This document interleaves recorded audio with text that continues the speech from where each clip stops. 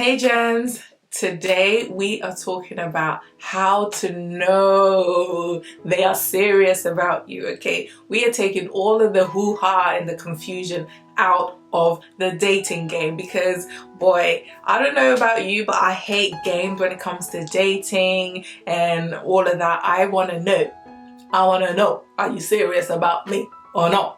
Okay, that doesn't mean you're walking me down the aisle, but I want to know, So if you're just like me and you want to know how to know if someone is serious about you, then keep on watching.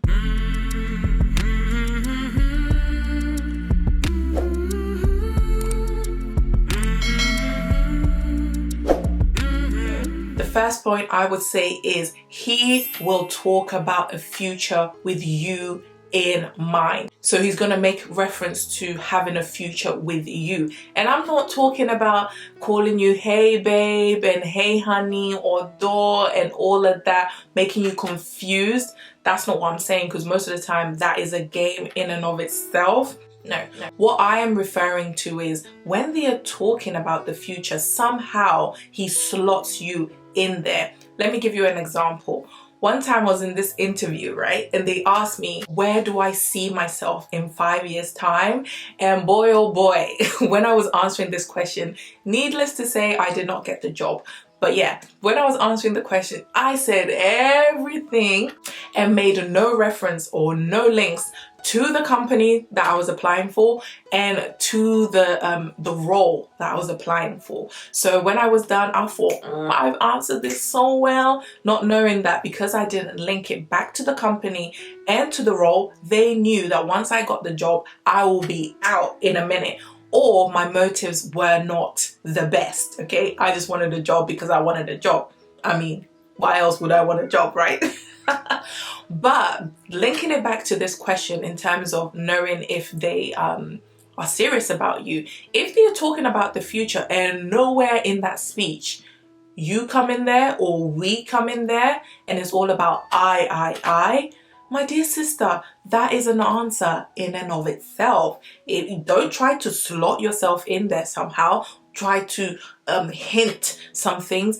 That is the answer that they've given you right there. So be very mindful of these things. Do not be fazed by the babes and the honeys and the sugars. Look out for these things. When they're talking about their future, do they have you in mind? I've mentioned this before. Men are very intentional, so they will make their intentions known to you. And that in and of itself will give you a sense of security and a sense of safety to just be yourself and also equally invest in that relationship. If you haven't seen my video on how to date properly, I'm going to link it up here somewhere, but go and watch that after this video because this will make a lot of sense as well. And this leads to the next point, which is you feel safe and secure with them. You know where you stand with them. You're not standing on sinking sand. You are on a solid rock because that foundation is very solid. None of this vague business about let's just see where this goes. You know, like a river when it's flowing, it just flows. Who has ever gone to the end of the river and said, oh, that's where it's going? So when you're going with the flow, just know you're going nowhere fast. Or somewhere. Are you ready to really waste your youth, your prime years, just following a fleeting idea of something that could happen in the future?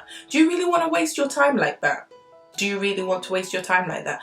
I'm here to tell you, when you sign up to something like this, it always ends in bitterness and resentment because you will feel that they wasted your time. But in actual fact, you know you wasted your own time. You know you played yourself, and that bitterness and resentment towards yourself, it hits differently. Don't do it, sis. Don't do it. Don't do it.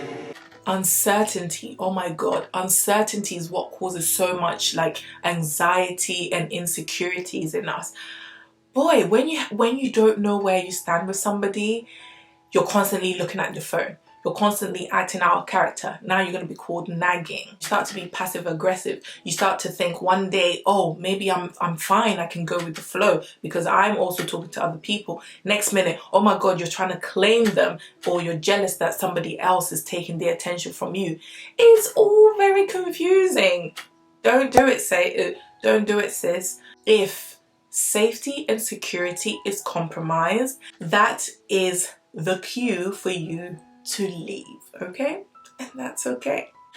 The next point is their middle name is consistency. I mean, someone who is consistent is such a sexy trait to have, okay? If they are consistent, when they say they will do A, they will do A. When they say they will do B, they will do B, okay? And if they are unable, oh my God, if they are unable to do that which they have said they will do, the way they manage that expectation is just a sight to behold.